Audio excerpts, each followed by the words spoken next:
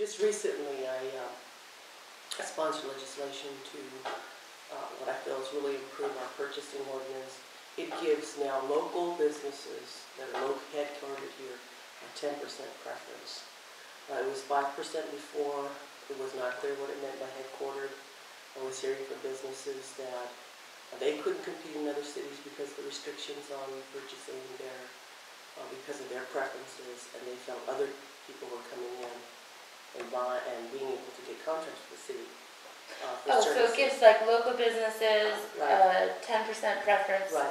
for city contracts. For things we purchase. And at one time, I think we were looking at a goal of 20% of all the goods and services being local. Now it's 50%, so we pushed that up. And we had a lot of input from local businesses, folks who were struggling but couldn't compete, that sort of thing. So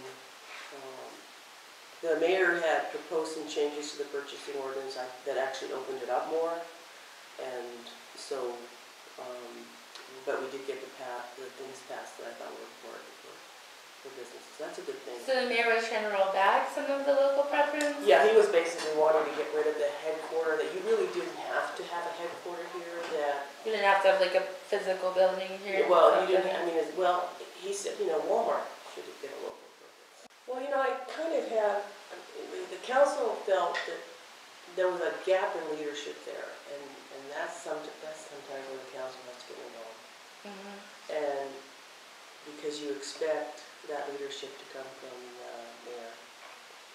And so when this whole incident with Darren happened, why it happened, the mayor was nowhere to be found.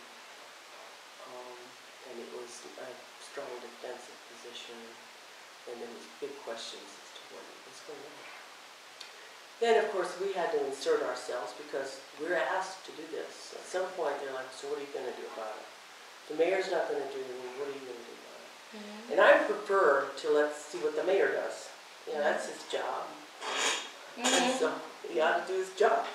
So let's see what he does first. And I guess if we totally disagree with it, we can just criticize him for it.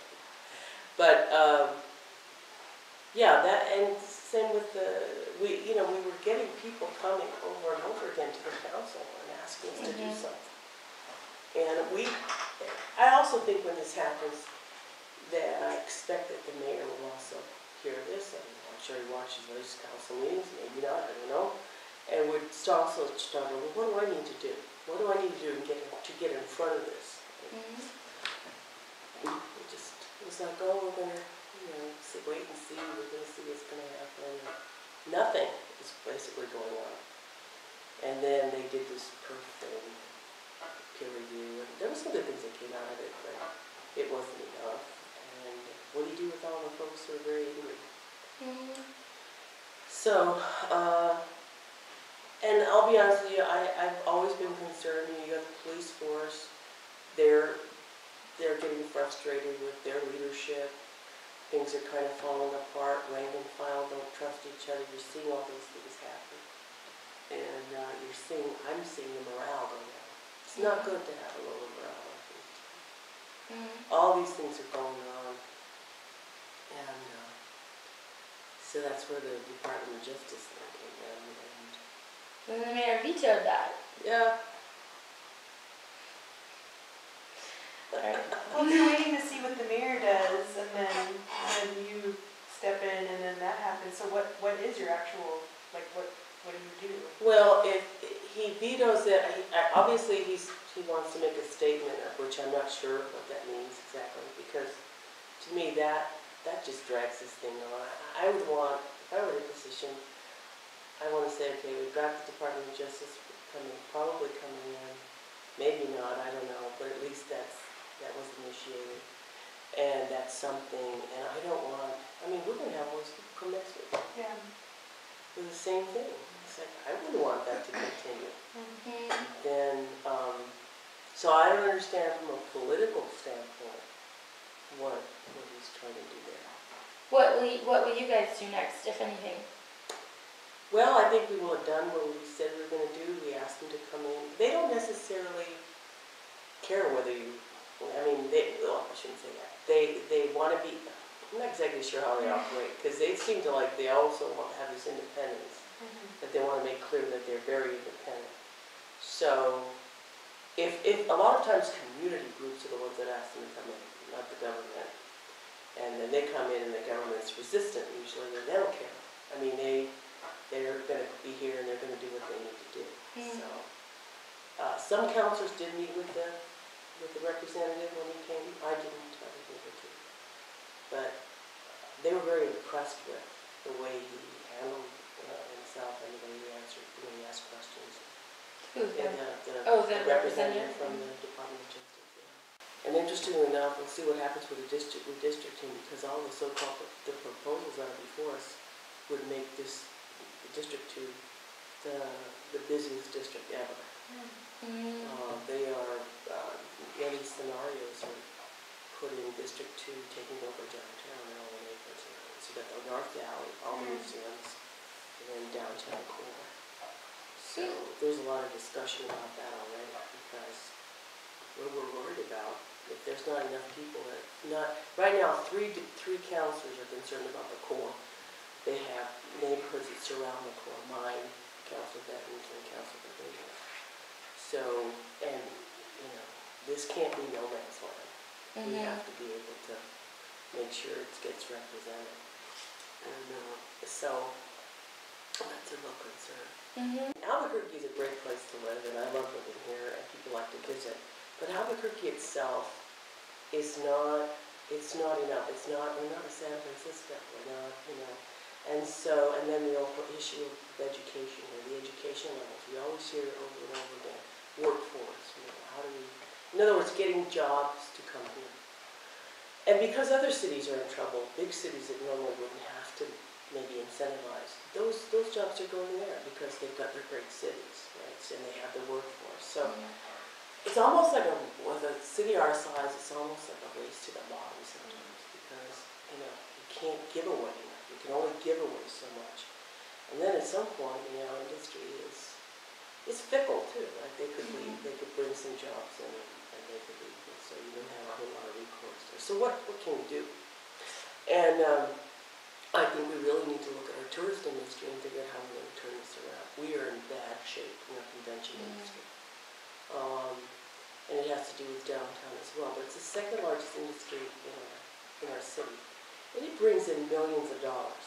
Conventions, right. Speaking of conventions.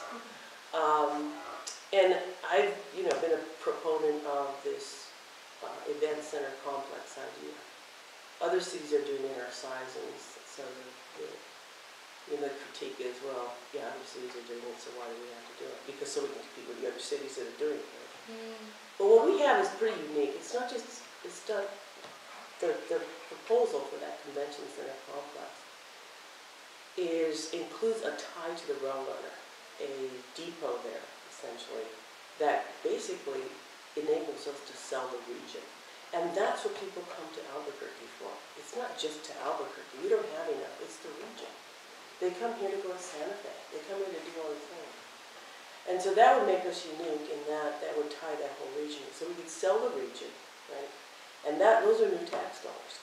So when you're talking event center complex, you don't mean arena, you mean the makeover of the convention center? No, the convention center, unfortunately, that big ugly thing we have right there, it's going to need more than we could pay. I mean, the facility itself is, it's so dated. I think we built that thing in the 70s. And it's interesting, most of the cities that are redoing their entire complexes have those things. I guess that was the style back then. It's not just the center. It's looking at how you tie all these pieces together to create a certain synergy there. For example, you go to some of these headquarter hotels and convention complexes. You can walk around.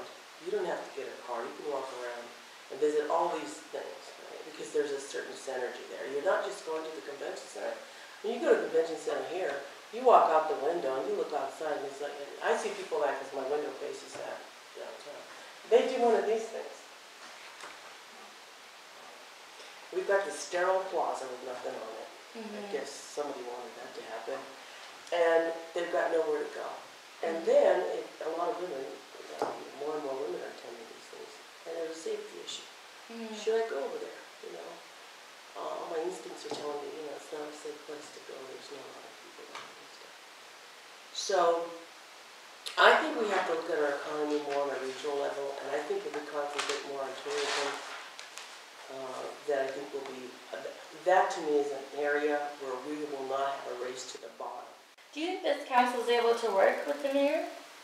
Do you feel like the relationship between the administration and council is a good one? For the most part, it depends on what it is. I've been real frustrated, and I was hoping that I wouldn't have to go there again. But because what I sensed this mayor didn't really wasn't going to micromanage everything. And actually, Mayor Chavez has gotten to the point where you had to wonder why he even had directors. He was so involved in the minutia and the weeds, and I think it was, you know, it was a control thing. So in this way, I felt that this mayor was going to do things different, but it doesn't take long for them to start a pattern. It doesn't take long. They get mad, or some of the people who are working for them feel like, you know, they want to, you know, the ideology just starts to take over. And we started seeing this first with the immigration issue.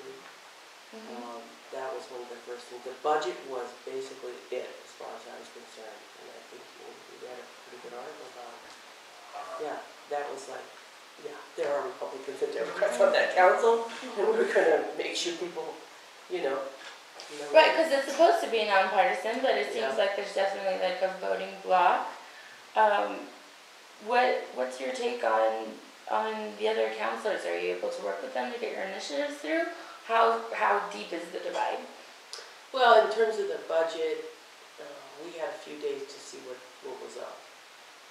And it was, you know, they had the votes. And you understand that about that dynamics there. It's important to maintain a relationship with our councilors, and I do. I think I have a good relationship with the councilors. Because, you're right, I have to get some stuff through. So, you know, you have to be real careful. I don't go after any of the councilors personally, or even criticize them on the council. Though I know some leaders do that, but I don't. And then it's like, well, I need your help here, because you know, you're going to need my help there, and that kind of thing. Without, of course, compromising, you know, your value system, right? And to get things. Sometimes you just, we have those discussions, and it's like, you know what, I got to do this. That's what I'm supposed to do. That those are my constituents who want to see that, and I'm going to do it.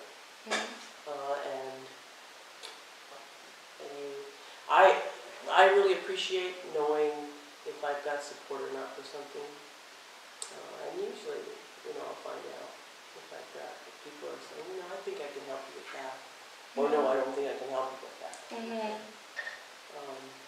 But it's a more strained relationship now. There's no doubt about it. And it's very strained with, especially the Democrats and the council, between the Democrats and the mayor. So talk about walking out of the meeting before the budget vote. Like, what was going on? What did it feel like? What was the reaction? Yeah. And it was one of those things where I was like, well, I was getting cut off by the president.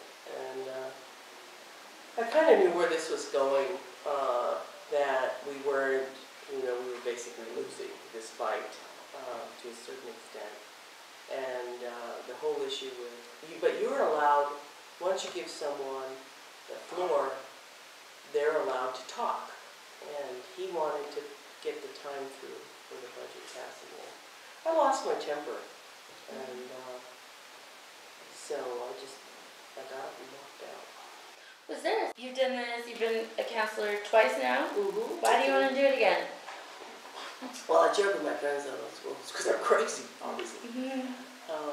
No, I think, you know, when I just, you know, I did think about this over a period of months, right, whether I wanted to do this again.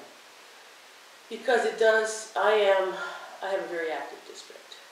There are some districts that aren't as active as very dedicated, engaged people, a lot of smart people who really want to see things change.